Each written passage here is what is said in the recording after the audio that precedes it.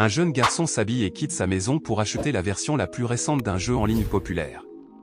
Il lui faut 5 heures de trajet aller-retour pour l'obtenir, mais ce qui lui importe le plus, c'est de l'avoir et d'y jouer. Il descend du bus et se dirige vers sa maison, croisant une jeune fille en chemin.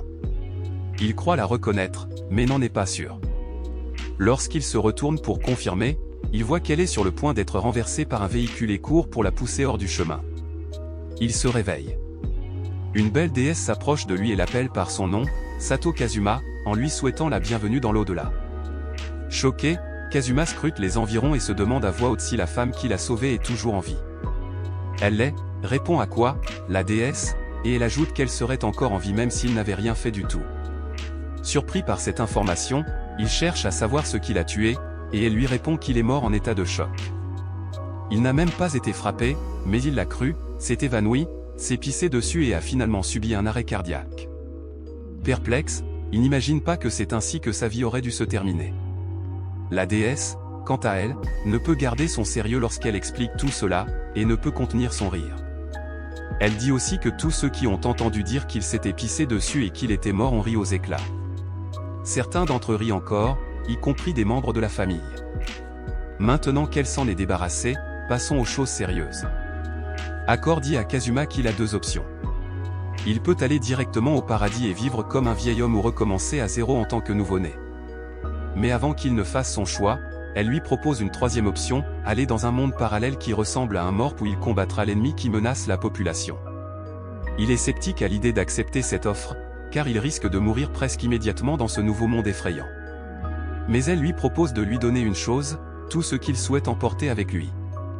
Alors qu'il réfléchit à ce qu'il va emporter, Aqua le nargue en lui demandant de se dépêcher de choisir quelque chose, disant que choisir une chose ou une autre ne fera pas une grande différence. Mais il veut faire preuve d'intelligence. Il décide de choisir la déesse elle-même. Dès que la décision est prise, une autre déesse arrive pour reprendre les responsabilités d'Aqua dans l'au-delà et l'envoie dans le monde avec Kazuma. S'ils parviennent à vaincre l'ennemi, le roi diable, ils seront libres de quitter ce monde. Refusant d'accepter ce qui se passe, Aqua hurle pour protester, mais la décision est scellée, et elle doit suivre Kazuma. À leur arrivée dans le monde parallèle, ils sont d'abord désorientés, mais après un moment de réflexion, l'instinct de joueur de Kazuma entre en jeu et il suggère qu'il trouve la guilde des aventuriers dans la ville. Étonné par son attitude de prise en charge, Aqua le suit, car il semble pouvoir être compétent et fiable ici. Lorsqu'ils arrivent à la guilde, quelqu'un les fait entrer et ils s'inscrivent en tant qu'aventuriers. Pendant l'enregistrement, l'employé scannait Kazuma, et le résultat montre qu'il serait mieux adapté à un rôle de marchand qu'à celui d'aventurier. Le scan d'Aqua, en revanche, donne un résultat incroyable et elle pourrait être à peu près ce qu'elle veut. Elle choisit archiprêtre. Après avoir vécu comme de vulgaires travailleurs pendant un certain temps, Aqua suggère qu'ils partent en quête d'un assassin. Même s'il n'a presque rien comme équipement, Kazuma accepte cette nouvelle phase de leur aventure. Les premiers ennemis que Kazuma et Aqua affrontent lors de leur première quête sont des grenouilles géantes. L'une d'entre elles se met à sautiller dans la direction de Kazuma, qui doit courir pour sauver sa peau. Il supplie Aqua d'utiliser son pouvoir de super déesse, mais elle se moque de lui et insiste pour qu'il lui demande respectueusement. Alors qu'elle s'enorgueillit de son statut, l'une des grenouilles géantes se rapproche d'elle et l'avale. Alors que la grenouille est occupée à dévorer Aqua, Kazuma se précipite pour la sauver et réussit à la tuer. Outrée, elle tente de tuer une autre grenouille par ses propres moyens. Une fois de plus, la grenouille l'avale et Kazuma vient la tuer à son tour. Après ce meurtre, il décide de s'arrêter là. Kazuma est quelque peu consterné par la faible valeur de la récompense pour avoir tué les 2 grenouilles. Aqua suggère alors de recruter d'autres alliés pour rendre leur aventure plus productive. L'idée semble bonne à Kazuma et il publie une invitation au recrutement avec des exigences spécifiques. Il n'est pas convaincu qu'ils attireront beaucoup de talents en tant que novices, mais Aqua est persuadé que les gens sauteront sur l'occasion de faire la fête avec elle. Et personne ne semble intéressé. Même avec la séduisante Aqua, une archiprêtresse, comme futur allié potentiel. Au moment où Kazuma suggère d'alléger les exigences d'Aqua, une guerrière s'approche d'eux et se présente comme Megumin, une archimage. Mais après une présentation spectaculaire, elle s'effondre et supplie qu'on lui donne de la nourriture, car elle n'a pas mangé depuis des jours. Ils lui offrent un repas et l'intègrent à leur équipe. Ils repartent à la recherche d'autres grenouilles. Megumin prépare sa magie explosive pour l'une des grenouilles tandis que les deux autres en affrontent une deuxième. Mais Aqua insiste pour affronter la grenouille seule et comme d'habitude, la grenouille l'avale. Megumin commence une incantation d'explosion massive pour utiliser ses pouvoirs contre la grenouille. Quand elle a fini de préparer sa magie, l'explosion est si énorme et représente un tel effort qu'elle perd toutes ses forces. Mais la bonne nouvelle, c'est que la grenouille visée a été tuée par l'explosion. Mais la bataille est loin d'être terminée, car l'explosion a réveillé une autre grenouille géante, laissant Kazuma affronter les deux grenouilles tout en sauvant son équipe. Il réussit à tuer les deux grenouilles et à ramener l'archimage affaibli chez lui. Alors qu'ils rentrent chez eux, Kazuma suggère d'exclure Megumin de l'équipe. Mais Megumin le fait chanter devant la foule et il est contraint de la laisser rester dans l'équipe. Leur première quête est terminée, et Kazuma est ravi d'avoir gagné en niveau. Il consulte les autres quêtes disponibles, mais elles semblent toutes absurdes. Cependant, leur poste de recrutement est toujours ouvert, et alors qu'il réfléchit à la difficulté de la vie ici, il entend des pas s'approcher, et se retourne pour voir un chevalier qui demande à rejoindre leur groupe. La chevalière se présente sous le nom de Darkness, avec le nom de Crusadé. Même avec une introduction frappante, elle semble pathétique, et Kazuma hésite à la laisser se joindre à eux, mais elle est persistante et s'approche, ce qui fait bondir le cœur de Kazuma. Il n'est pas habitué aux interactions intenses avec les filles. Il se ressaisit et insiste pour qu'elle ne fasse pas partie de leur équipe. Il a déjà assez de problèmes avec Aqua et Megumin. Kazuma cherche à apprendre une compétence avec les points qu'il a gagnés en tuant les grenouilles. Megumin propose de lui enseigner ses compétences en explosifs, mais il est presque sûr qu'il n'a pas assez de points pour cela, et il pense qu'il peut apprendre quelque chose de plus immédiatement utile avec les points qu'il a. Il apprend le truc du voleur, voler, auprès de l'ami du chevalier, et la première chose qu'il vole, c'est sa culotte. Même si ce qui est volé lors de l'utilisation de la compétence est régi par un mécanisme de probabilité, lorsqu'il essaie à nouveau la compétence, cette fois-ci devant plus de personnes, il ne parvient à récupérer que des culottes. Honteux, il tente de calmer la situation, mais n'y parvient pas, jusqu'à ce que Darkness intervienne à nouveau, en lui proposant de rejoindre l'équipe pour empêcher tout acte répréhensible de la part de Kazuma. Lorsque la poussière retombe et que les trois tentent de déterminer s'ils doivent accepter Darkness comme nouveau membre, Kazuma a le sentiment que cela ne se terminera pas bien. Avant qu'ils ne prennent une décision, ils entendent une annonce demandant à tous les aventuriers de se rassembler devant la porte. La ville entière est en ébullition, et les aventuriers se tiennent prêts à la porte pour protéger la ville. Confus, Kazuma demande ce qui se passe, ce qu'ils vont affronter. Mais pour lui, notre ennemi, ce sont les choux volants.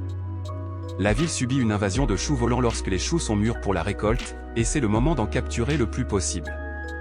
Kazuma s'enfonce un peu plus dans la confusion, car il s'attendait à se défendre contre quelque chose comme une attaque de l'armée du roi des démons, et non contre des choux. Darkness s'élance pour capturer quelques choux afin de prouver à Kazuma qu'elle est un membre de l'équipe digne de ce nom, mais elle ne touche pas une seule cible. Les choux l'attaquent agressivement, à tel point que son armure tombe au sol et que ses vêtements commencent à se déchirer.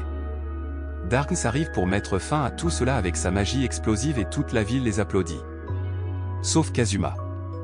Les trois femmes semblent apprécier leurs exploits, mais Kazuma pense qu'elles doivent encore améliorer leurs compétences. Après une forte pression de la part du trio, il accepte à contre-ségur que le chevalier fasse partie de leur équipe. Kazuma a plus de points à utiliser et il en utilise quelques-uns pour acheter une compétence qui lui permet de créer de l'eau. Il a l'air de bien s'en sortir, mais Aqua s'est endettée, car elle s'attendait à être mieux payée lors de la dernière quête, mais la plupart des produits qu'elle a récoltés étaient des laitues, qui n'ont pas autant de valeur que les choux. Après beaucoup de persuasion, et finalement de chantage, il cède et lui donne l'argent dont elle a besoin. Ils décident tous de se lancer dans une nouvelle quête, mais tout ce qui est disponible semble dépasser leurs compétences. Lorsqu'il demande ce qu'il est advenu des quêtes de niveau ordinaire, il découvre que le capitaine de l'armée du roi des démons se trouve dans une ville voisine. Sa puissante présence a poussé tous les adversaires locaux les plus faibles à se cacher. N'ayant pas de quête à accomplir, Aqua prend un emploi à temps partiel dans la vente de choux. Darkness se rend dans la maison familiale pour faire de la musculation, tandis que Megumin et Kazuma entament leur propre mini-quête. Jour après jour, Kazuma suit Megumin pour entraîner sa magie explosive en dehors de la ville. La cible idéale qu'il trouve est un château abandonné au loin, sur une colline. Cet entraînement dure des jours, et Megumin semble vraiment développer ses compétences, jusqu'au jour où tous les aventuriers sont convoqués à la porte de la ville. Cette fois, ce n'est pas pour un combat de choux, mais le chef de l'armée du roi diable, le Dulahan, est venu en visite. Il s'adresse à toute la ville, qui a utilisé de la magie explosive sur mon château. Certains se tournent vers Megumin, d'autres vers un autre sorcier. Pour éviter toute confusion sur les responsabilités, Megumin s'avance et défie le Dulahan. Elle est encouragée par la présence de tous les aventuriers de la ville derrière elle. Au lieu de reconnaître ce qu'elle a à dire, il lui demande simplement de cesser de troubler sa tranquillité, mais elle insiste pour continuer. Perdant patience, il lance une malédiction de mort. Mais Ténèbres, toujours aussi protectrice, vient à la rescousse et lance la malédiction à sa place. Choqués, les aventuriers observent la scène de loin. Aucun ne tente de s'approcher, à l'exception de Kazuma et d'Aqua. Le Dulahan promet de lever la malédiction si Megumin parvient à le rejoindre au château, puis il disparaît. Darkness semble affaibli par la malédiction, et Megumin se sent coupable de ses actes. Elle commence son voyage vers le château, et Kazuma se porte volontaire pour l'accompagner, mais Aqua les arrête et utilise sans effort son sort sacré pour lever la malédiction. Stupéfaite, toute la ville pousse un cri de célébration et se rassemble autour d'Aqua pour fêter son énorme exploit, qu'elle savoure fièrement. Kazuma regarde Aqua endormi et se demande combien de temps ils vont continuer à travailler sans pouvoir gagner plus d'argent grâce aux quêtes de meurtre.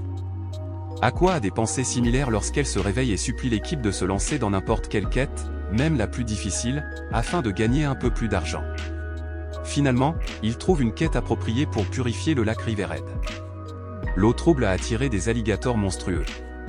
Pour la sécurité d'Aqua, il décide de la mettre dans une cage, puis la cage dans le lac, afin qu'elle puisse effectuer la purification, ce qui va prendre un certain temps.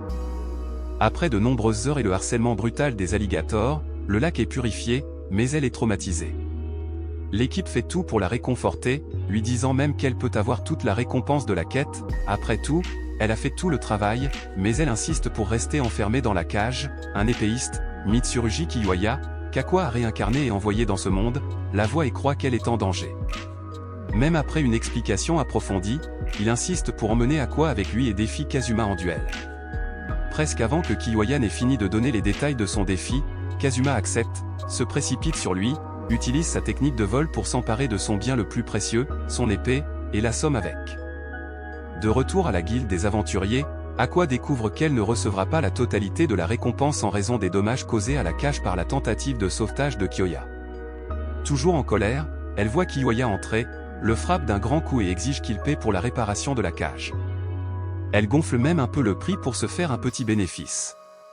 Il la paie sans hésiter, puis se tourne vers Kazuma pour lui demander son épée, mais malheureusement, ce dernier l'a déjà vendue. Une annonce est faite. Tous les aventuriers sont à nouveau convoqués à la porte de la ville, avec une attention particulière pour le groupe de Kazuma. Apparemment, leur voisin, le Dulahan, est venu leur rendre visite à nouveau. Le Dulahan s'en prend à toute la ville, car il est toujours attaqué quotidiennement par les explosions de la magicienne. Surpris, Kazuma se tourne vers Megumin, qui ne nie pas, car elle est coupable. Il se souvient qu'elle a également besoin d'un complice pour la porter lorsqu'elle a terminé sa magie, et il se trouve que c'est Aqua. Le Dulahan se présente sous le nom de Verdia, et demande également pourquoi ils ne sont pas venus lever la malédiction. Darkness se montre en bonne santé, ce qu'il ne comprend pas, mais avant qu'il ne puisse terminer sa pensée, Aqua éclate de rire à l'idée qu'il les attend depuis tout ce temps et qu'ils ne lui ont pas donné une seconde d'attention. Pour lui donner une leçon, il convoque une armée de morts-vivants pour l'attaquer. Effrayé, Aqua s'enfuit pour sauver sa vie et supplie Cosmo de faire quelque chose pour la sauver. Il réfléchit à la meilleure façon de la sauver et demande à Megumin d'utiliser sa magie explosive sur l'armée et Verdia lorsqu'ils seront proches l'un de l'autre. Megumin, ravi de cette opportunité, suit ses ordres et réussit. Mais Verdia est toujours en vie. Extrêmement furieux et désireux d'en finir avec eux, il essaie, jusqu'à ce que les ténèbres viennent bloquer son attaque. Elle le retient un moment, ce qui permet à Kazuma de réfléchir à la façon de l'abattre. Il comprend que la faiblesse de Verdia est l'eau et demande à toute la ville de se déchaîner sur lui, mais il est capable d'esquiver leurs petites attaques. Finalement, Aqua invoque l'eau des cieux, car elle est une déesse de l'eau après tout, et inonde tout le paysage. Verdia s'en trouve encore plus affaibli, et Aqua l'élimine facilement. À la fin de la bataille, Kazuma ne s'attend pas à être récompensé, mais à sa grande surprise, lui et son équipe reçoivent 300 millions d'AED. Mais l'excitation retombe lorsqu'ils apprennent qu'ils devront payer les dommages causés à la ville par l'inondation d'Aqua, qui s'élève à 340 millions d'AED. Kazuma est maintenant déterminé à tuer le roi diable à tout prix pour quitter ce monde ridicule. Kazuma se réveille et se retrouve à nouveau dans l'au-delà. Il est d'abord désorienté, n'est pas tout à fait sûr de l'endroit où il se trouve, mais celui-ci lui semble vaguement familier. Il se souvient d'avoir suggéré qu'il parte en quête pour gagner de l'argent. La quête la plus sûre était de tuer des lutins des neiges. Ils choisissent tous des vêtements appropriés pour la quête enneigée. À leur arrivée, l'esprit des neiges vole partout, et Kazuma est tout excité à l'idée de les tuer si facilement. Megumin demande la permission d'utiliser sa magie explosive sur les lutins, et Kazuma l'autorise. Son explosion tue une poignée de sprites, et elle tombe au sol, comme d'habitude, en demandant de l'aide. Cependant, avant que Kazumi ne puisse la ramasser, la raison pour laquelle cette quête a été évitée par de nombreux aventuriers apparaît. Le shogun de l'hiver. Le shogun de l'hiver s'avance vers eux, et Darkness tente de les défendre, mais son épée est coupée en deux. Aqua trouve un moyen de l'apaiser, en libérant tous les lutins des neiges qu'elle a enfermés dans des jarres, et s'agenouille devant lui pour implorer son pardon. Elle demande aux autres de faire de même, mais Darkness est réticente, jusqu'à ce que Kazuma la force. Kazuma se trouve à proximité du shogun de l'hiver et, distraitement, tient toujours son épée à la main. Le shogun d'hiver lui tranche la tête d'un coup sec et l'envoie dans l'au-delà. Arès, la nouvelle déesse responsable de la porte de l'au-delà, accueille Kazuma et sympathise avec lui. Elle a vu comment sa vie s'est déroulée et lui propose de se réincarner au Japon dans une famille riche et sans stress. Mais avant qu'elle ne puisse l'envoyer dans cette nouvelle vie, Aqua l'interrompt et l'appelle. Elle a utilisé sa magie de récupération pour le rappeler, mais elle a besoin de la permission de la déesse responsable. Après avoir menacé Aides avec les informations qu'elle connaît sur elle, elle renvoie Kazuma dans le monde parallèle à Contre-Séur. À son retour, Kazuma se retrouve exactement dans la même situation, avec son équipe hétéroclite qui ne cesse de s'endetter, et il a du mal à trouver les mots pour exprimer sa gratitude à Aqua. Aqua grelotte à l'extérieur de l'écurie en essayant de se réchauffer auprès d'un petit feu qui peine à prendre. Elle cherche quelque chose pour entretenir le feu et trouve le survêtement de Kazuma. Avant qu'elle ne puisse le brûler, Kazuma la frappe par derrière et sauve ses vêtements. Elle lui demande de leur trouver un meilleur endroit où vivre avant qu'il ne meure de froid. Plus d'argent signifie plus d'aventures rentables. Plus d'argent signifie plus d'aventures lucratives. Plus d'aventures lucratives signifie plus de compétences nécessaires. Kazuma emmène Aqua à la rencontre d'un magicien qui lui enseignera une nouvelle compétence. À sa grande surprise, la personne qu'il rencontre est un visage familier. Aqua se précipite pour appréhender la dame. Il semble qu'il y ait de l'animosité entre elles. La dame, Wiz, qui est aussi une sangsue, est l'un des chefs de l'armée des morts vivants. Elle était en train de renvoyer des esprits errants au paradis une nuit, lorsqu'Aqua et Kazuma sont intervenus et l'ont épargné. Alors qu'ils discutent, Kazuma lui demande de lui enseigner une compétence. Elle lui enseigne la compétence Drain Touch. Pendant qu'il acquiert cette compétence, un vieil homme étrange entre et demande à Wiz de l'aider à éloigner des esprits de son manoir. En échange, elle pourra y vivre. Kazuma et son équipe acceptent la tâche et se rendent au manoir. Ils s'installent. Kazuma est heureux d'avoir une chambre et un lit pour lui tout seul, mais il ne sait pas que le pire est à venir. Au milieu de la nuit, il se retourne pour aller aux toilettes et voit alors une poupée effrayante qui le regarde. Il essaie d'écarter cette pensée, mais son lit entier se remplit de poupées terrifiantes. Il s'enfuit, cherchant désespérément l'aide d'Aqua. Après une longue bataille contre les poupées, ils parviennent enfin à les éliminer toutes. L'exorcisme terminé, ils ne s'attendaient qu'à pouvoir vivre là, mais ils découvrent qu'il y a aussi une récompense monétaire. Mais lorsqu'ils entendent l'histoire qui explique pourquoi les esprits ont habité le manoir, Kazuma se rend compte que c'est d'abord la faute d'Aqua. Ils refusent donc la récompense en argent, mais ont désormais un endroit décent où poser leur tête. Kazuma se promène en ville et aperçoit deux hommes qui épient une ruelle. Kazuma les confronte et il lui parle d'une boutique tenue par des succubes, qui aident les aventuriers masculins à faire de beaux rêves érotiques. Excité, Kazuma les suit dans la boutique et passe sa commande pour le type de rêve qu'il souhaite. Le vendeur lui conseille de s'abstenir de boire de l'alcool s'il ne veut pas perturber la qualité de son sommeil et rater son beau rêve. Lorsqu'il rentre chez lui, il voit la salle à manger remplie de délices envoyées par les parents de Darkness. Tout le monde est enthousiaste et commence à déguster les saloperies en abondance. Aqua suggère une nouvelle façon de boire le vin qu'ils ont également reçu. Kazuma refuse la boisson, se souvenant de l'avertissement qu'il a reçu un peu plus tôt. Pour éviter toute autre tentation, il leur souhaite bonne nuit et se couche. Mais il n'arrive pas à dormir à cause de l'excitation que lui inspire le rêve qu'il est sur le point de faire. Il décide de prendre un bain relaxant, et ses yeux se ferment. Lorsqu'il les ouvre, il voit que la lanterne qu'il a allumée plus tôt est éteinte, et qu'une dame se tient devant lui, en train de se déshabiller. Lorsqu'elle se montre enfin, il constate qu'il s'agit de l'obscurité, mais il croit que son rêve a commencé. Darkness est trop gênée pour regarder Kazuma ou être vue par lui, et elle tombe pour se cacher.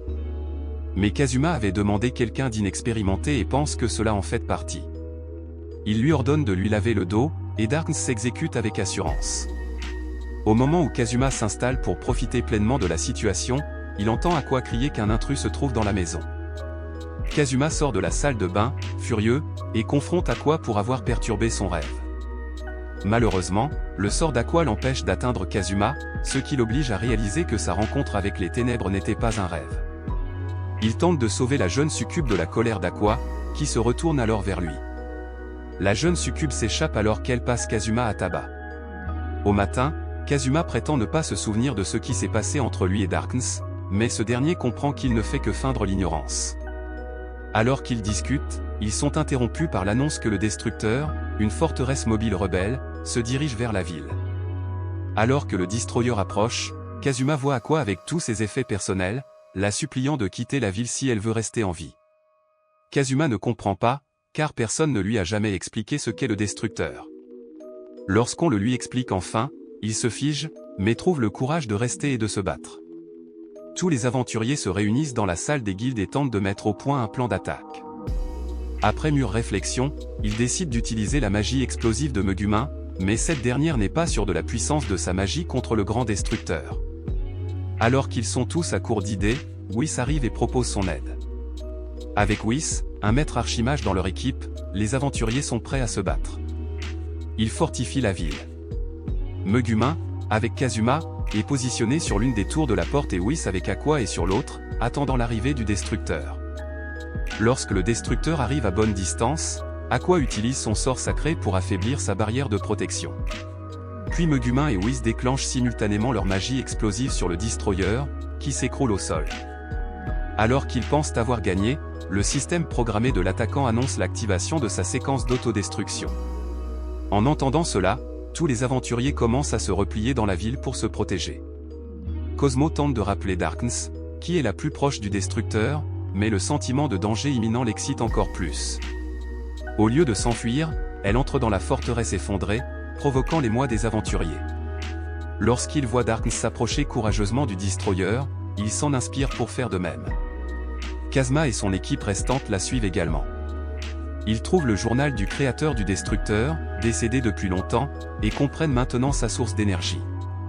Whis veut utiliser sa capacité de téléportation pour envoyer la Corona Tide au loin, mais elle manque tellement de magie qu'elle ne peut pas contrôler l'endroit où elle aboutirait. Kazuma insiste pour qu'elle le fasse quand même, et il en assumera toute la responsabilité. Elle le fait, mais même après cela, ils doivent encore faire face à la chaleur persistante et à l'énergie de la vapeur libérée par l'engin décrépit, et Megumin, utilisant l'énergie empruntée grâce au toucher de drainage de Kazuma, projette sa deuxième explosion de la journée sur le Destructeur. Le Destructeur a disparu et Kazuma repense à toutes les expériences, bonnes ou mauvaises, qu'il a vécues jusqu'à présent. Alors qu'il se remémore ses souvenirs, Aqua l'avertit de l'arrivée de chevaliers de la capitale impériale. Pensant qu'ils sont venus lui remettre son prix pour la destruction du Destructeur, il se précipite à la guilde. Malheureusement, les chevaliers sont venus l'appréhender.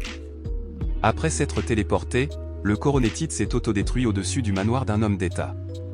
Après tout, il avait assumé toutes les responsabilités. Merci d'avoir tenu jusqu'à la fin. Abonnez-vous pour plus de vidéos comme celle-ci.